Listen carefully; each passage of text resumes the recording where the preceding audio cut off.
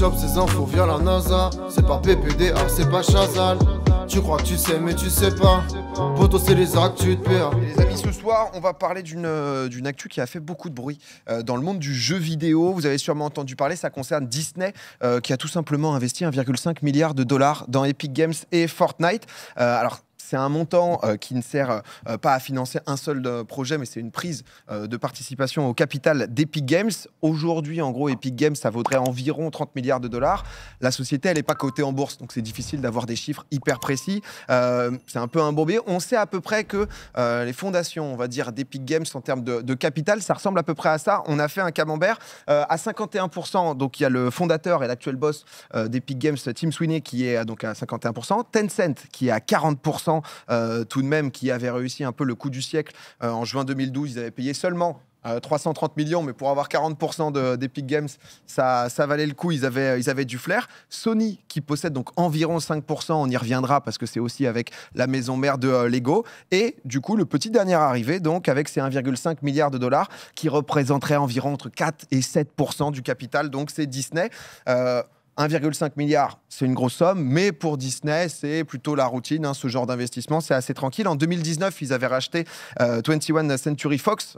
C'est pour ça, depuis 2019, on ne voit plus le Fox. Ça a changé. C'est studio désormais. 70 milliards de dollars quand même. Ils ont mis là-dessus, donc des petits investissements à droite à gauche. Au début des années 2000, c'est Pixar qui avait été racheté. C'était 7 milliards de dollars celui-là. Donc on va dire qu'ils n'ont pas vraiment peur, mais ça reste là le plus gros investissement de Disney dans le monde du jeu vidéo. Je vais un peu vous expliquer pourquoi, parce que c'est vrai que j'ai vu que ça avait fait beaucoup de bruit, ça m'a aussi rendu curieux. Les deux énormes investissements dont je vous ai parlé, c'est deux investissements dans le monde du cinéma, deux énormes studios. Là, on n'est pas exactement sur la même chose parce qu'on va se parler de Fortnite, de jeux vidéo, mais avant tout, on va se parler d'Unreal Engine. Si je le prononce bien évidemment, c'est là qu'il y avait tout un sujet avec Unreal Engine. Je crois que c'est bien Unreal Engine. Vous savez d'où ça vient ou pas? Le nom, déjà, peut-être. Toi, Micode, Ouais, je sais que toi... je veux pas spoiler. Non, mais Micode, il est calé de A à Z là-dessus. C'est le boss, du coup, le premier jeu donc, du boss d'Epic Games. Il a sorti en 98. Ça a été Unreal, avec les Unreal Tournament et tout. T'as jamais vu ça passer, toi, Samuel? Non. Unreal Tournament? Non. À l'époque, Unreal Tournament, c'était quand même une belle dinguerie. Et il a donné donc, du coup, son nom au moteur qui a permis de développer donc, le titre et qui a été mis à disposition des développeurs de jeux sur l'année suivante. Je vois que ça parle beaucoup. Tournament dans le chat, ça c'est régal. On va voir quelques images quand même parce que c'est quand même tout un truc. Unreal Engine, on l'a vu notamment sur le making of de Mandalorian. C'est toute cette technologie. Micode, j'ai un peu envie de te lancer pour nous vulgariser la techno justement d'Unreal Engine 5 notamment, qui est quand même assez folle et qui est utilisée dans le jeu vidéo, mais aussi maintenant au cinéma. Avant, le nom Unreal Engine était vachement associé aux jeux vidéo. C'est un moteur de jeux vidéo. Comme tu disais, il y a eu plein de versions. La 4 qui était une des plus connues, et la nouvelle, la 5, qui petit à petit est en train d'être utilisée dans l'industrie. Et alors, juste un moteur de jeu, c'est quoi pour la faire très simple?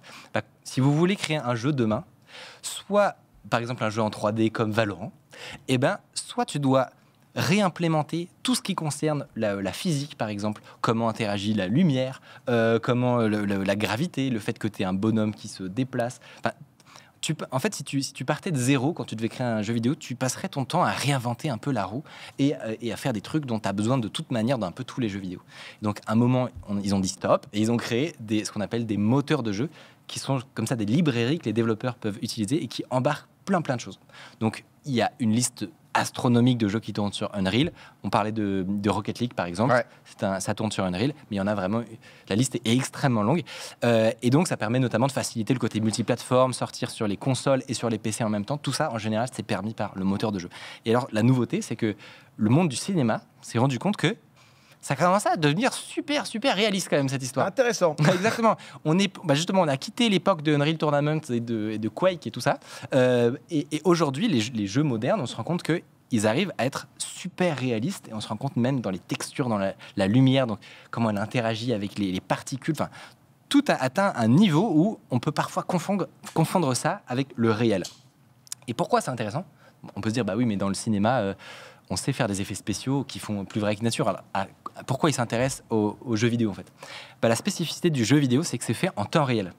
Et t'en parlais, générer des décors réaliste en temps réel qui bouge, en fait, c'est une prouesse. C'est-à-dire que c'est bien plus compliqué que de faire des effets spéciaux a posteriori. Et du coup, il y a des gens très intelligents qui ont popularisé ça, notamment avec la série The Mandalorian. Donc vous voir des images. Vous avez vu des images. Et ils se sont dit, et si on inversait complètement le processus de production, et plutôt que de tourner des films sur fond vert et de faire toute la post-prod après, si on faisait l'inverse, c'est-à-dire avant de faire nos scènes, on va modéliser. On crée l'univers. On crée l'univers entièrement comme si c'était un jeu vidéo. Donc par exemple, pour The Mandalorian, on va créer cette galaxie comme si c'était un jeu vidéo. Et du coup, après, au lieu d'utiliser un fond vert pour nos tournages, on utilise des écrans géants. Et donc c'est littéralement des studios qui sont installés avec des écrans LED monumentaux, en circulaire comme ça, et sur lesquels on installe les technologies de tracking sur les caméras pour faire en sorte que toi tu te balades dedans, la caméra te suit. Et en fait, la parallaxe, c'est le fait que ce qui est projeté sur cet écran 2D donne un effet 3D dans le capteur de la caméra. Et ben, cette parallaxe est simulée par le moteur de jeu. Mais c'est trop cool. En fait, c'est même trop cool pour les acteurs parce que souvent, pour eux, il y a quand même une difficulté à tourner sur un fond vert. Enfin, je pense que le jeu d'acteur est beaucoup plus compliqué parce que tu peux pas te projeter. Mais là, si tu es vraiment dans un environnement qui est justement bien pour toi, ça doit être génial pour eux. C'est ce qu'ils disent, ouais. T'as la caméra qui c'est incroyable. C'est incroyable. Merci Micode, j'ai envie d'avoir un Micode qui est capable de me vulgariser des principes de temps en temps. Juste dans un coin. C'était une petite parenthèse, le Unreal Engine, boum, tac, il est offert. Il t'a fait ça comme ça. Comme ça, tout le monde comprend. Mais c'est vrai que du coup, Disney et Epic Games, pour en revenir, forcément, c'est des boîtes qui se connaissent assez bien. Pour tout dire, la première collaboration entre eux, ça a commencé en 2017 en fait. C'est Epic qui avait rejoint à l'époque un programme d'accélération lancé par Disney pour pousser donc des startups un peu innovantes. Donc Disney déjà, ils avaient quand même un peu senti le coup. Ils s'étaient dit ok, ça a l'air d'être pas mal du tout. Epic, ils sont arrivés donc dans le programme en juillet et en septembre sortait donc le mode Fortnite Battle Royale. Donc plutôt un timing quand même assez intéressant. Derrière, c'est l'énorme succès qu'on connaît, Fortnite BR. Il y a 4 mois, là d'ailleurs, je ne sais pas si vous avez suivi, mais 6 ans après, ils ont ressorti donc, du coup, le Fortnite OG donc, sur la carte de base avec les armes de l'époque, etc. 44,7 millions de joueurs quand même qui ont joué en 24 heures. Donc c'est absolument titanesque. Et cette puissance, Disney, ils se sont dit... Ok, il y a quelque chose, va falloir qu'on creuse un peu. Ils ont commencé à continuer la collaboration. C'était en 2019. Ils avaient sorti donc le premier skin Black Widow. Ils ont ajouté des skins de leur univers. En août 2020, ils sont passés à la vitesse supérieure. Ils ont lancé leur propre événement. C'était Marvel Nexus War with Galactus. Disney, bien sûr, qui depuis 2009 est propriétaire de Marvel. Donc ça essaye de trouver un peu des points de synergie comme Fortnite a beaucoup fait. Ils ont eu 15,3 millions de joueurs qui s'étaient connectés dans l'événement. Gros succès. Ils se disent, OK, à chaque fois qu'on collabore avec Fortnite ou avec Epic dans l'ensemble, c'est quand même succès sur succès. On va peut-être essayer de creuser un peu, on va s'impliquer un peu plus, surtout que côté Disney, c'est pas forcément la fête, parce que l'action, elle est au plus bas depuis 10 ans. On a le graphe où forcément, ça se casse quand même bien la gueule. Ça a été divisé quasiment par 2 en un peu plus de 2 ans. Ils ont fait en fait des gros paris sur des films qui ont un peu floppé. Le dernier Indiana Jones, c'est 100 millions de pertes. Il y a aussi The Marvels, là, il y a quelques mois, là, qui est sorti, qui a été le Marvel le moins rentable de l'histoire, tout simplement. Du côté du service de streaming Disney+, ils ont du mal à faire vraiment grossir le nombre d'abonnés, alors que la concurrence réussit à plutôt bien se développer et est plutôt très agressive. Du coup, pour redresser un peu la barre, ils ont fait appel à leur patron emblématique, Bob Iger. Ça a été le patron entre 2005 et 2020. Il est revenu en 2022. On l'a appelé pour un peu se retrousser les manches. Le gars, il est venu, il a fait la chasse au cou. Il a quand même réussi à économiser un petit 7,5 milliards de dollars. Vous savez comment il a pu faire ou pas? C'est vraiment la strate numéro 1. Il a supprimé les boissons gazeuses gratuites. Non, il a supprimé des emplois, il a viré des gens. 7000 licenciements. Ah bah voilà. Directement. Le classique. Voilà. Bob, alors les 7 milliards, c'est pas que ça, mais Bob, il allait chercher à droite à gauche le côté moral, etc. Ça a viré dans tous les sens. Un petit salaire d'ailleurs pour Bob, 30 millions. 30 millions annuels, Bob, qui, il faut avouer que ça marche plutôt bien. Et c'est vrai que dans cette situation où la maison redevient un peu clean, ils remettent un peu les fondations, ils se sont dit, OK, est-ce que c'est pas le moment d'aller prendre des participations dans Epic Games? Le sale boulot donc, a été fait. Disney arrête de perdre des sous. Il est temps peut-être de tenter aussi une nouvelle stratégie, peut-être un peu moins connectée, on va dire, à Mickey Mouse, etc., où les nouvelles générations, tous les hits Disney, ça leur parle un peu moins. Ils se rendent compte que le côté MCU, c'est vrai qu'ils commencent à l'avoir bien épongé, quoi. C'est au bout d'un moment, les super-héros, tu te dis, il y en a combien? Qui est-il? D'où sort-il? Quelle histoire? Les gens, ils vont un peu moins, ça a un peu plus de mal à rassembler. Et donc, ils ont compris qu'en fait, la cible qu'ils arrivaient de moins en moins à toucher, elle était peut-être moins au ciné, un peu moins à la télé, mais peut-être davantage sur Fortnite. Et ils ont pris Fortnite comme la promesse qui, à l'époque, Epic Games, beaucoup de gens se foutaient un peu de leur gueule parce qu'ils étaient en mode, nous, en fait, on n'est pas spécialement qu'un jeu vidéo, on veut être un hub social. On veut être un hub social où les gens vont pouvoir venir, se réunir, discuter, partager un moment et faire une game, mais la game, c'est vraiment la finalité. Et au final, Disney, eux, ils ont investi exactement pour ça. On ne sait pas encore exactement ce qui va se passer. Avec ce 1,5 milliard, on a quelques exemples de collaborations qu'ils ont déjà fait. Il y a des petits bruits de couloirs qui fuitent, ça parle... Alors le mot fait toujours peur, métaverse, ça, à droite à gauche. Peut-être qu'ils veulent faire un parc d'attractions virtuelles. En tout cas, ils veulent un peu réunir tous leurs univers. Donc, parce que c'est vrai que pour le coup, Disney, tu as du Star Wars, tu as Marvel, tu as quand même beaucoup de choses au même endroit et sur Fortnite. Donc écoutez, on va voir un peu ce qu'il en est. Disney, c'est pas les seuls à avoir investi. Il y a déjà une autre boîte qui a fait le move. C'est en avril 2022, c'est Lego qui a investi 2 milliards en fait en partenariat donc avec Sony.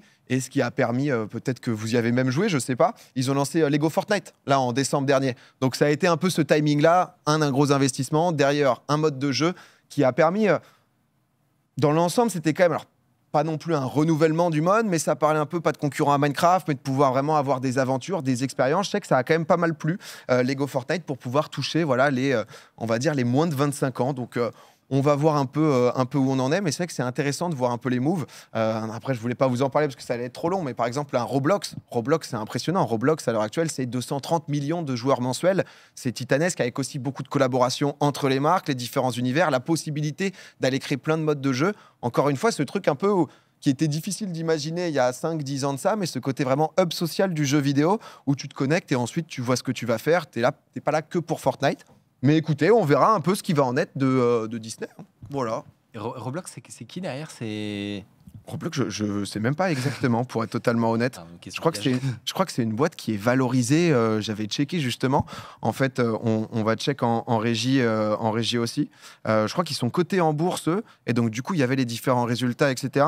Je veux pas vous dire de merde, mais sur la valorisation de Roblox, j'étais en mode, c'est incroyable. Moi, j'ai souvenir du jeu un peu mal fini, entre guillemets. Il y a une esthétique spéciale à Roblox. Et quand tu vois pour la première fois des images de jeu, tu te dis pas ceci est un banger mondial. Mais en fait, on me confirme en régie, c'est 27 milliards la valorisation. Mais en fait, ils ont 48% des joueurs qui ont moins de 13 ans sur Roblox. Donc c'est vraiment une cible qui est encore beaucoup plus jeune, etc. Ouais. Mais qui intéresse.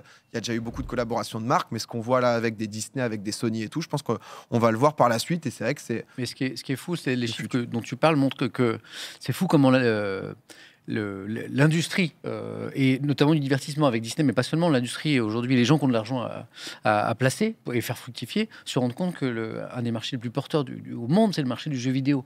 Mais quand tu prends conscience de ça, non pas il y a 10 ans, mais aujourd'hui, tu payes cher. Tu vois, Disney, ils ont investi combien là dans 1,5 milliard pour 4-5%. Et tu me disais que les 40% de Tencent, c'est ça, avaient été acquis pour 300 millions. Quand tu prends conscience de ça, mais un petit peu après les autres, le problème, c'est que tu payes ça très cher, mais ça montre bien que les perspectives gigantesques de croissance de cet univers du jeu vidéo, on est au tout début de ça, quoi. Il est bien, Sweeney, là.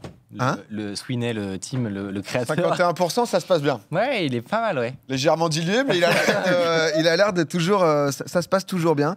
Mais ouais, non, mais comme tu le dis, Samuel, honnêtement, les perspectives, les possibilités, là, par la suite, honnêtement, je pense que dans les prochaines années, parce qu'à la fois, Disney est un peu late par rapport à certains, mais il y a encore beaucoup de gros qui ne sont pas forcément présents. Donc, on verra à quel point ça sert aussi les joueurs, parce que c'est ça l'intérêt, parce que c'est qu'au début, on pouvait avoir des doutes. Le côté mode créatif de Fortnite, tout ce que ça permettait et tout, parfois t'es quand même en mode waouh, c'est quand même solide, mais on verra en tout cas. C'était histoire de vous faire un petit update sur la situation et sur ce qui se passe.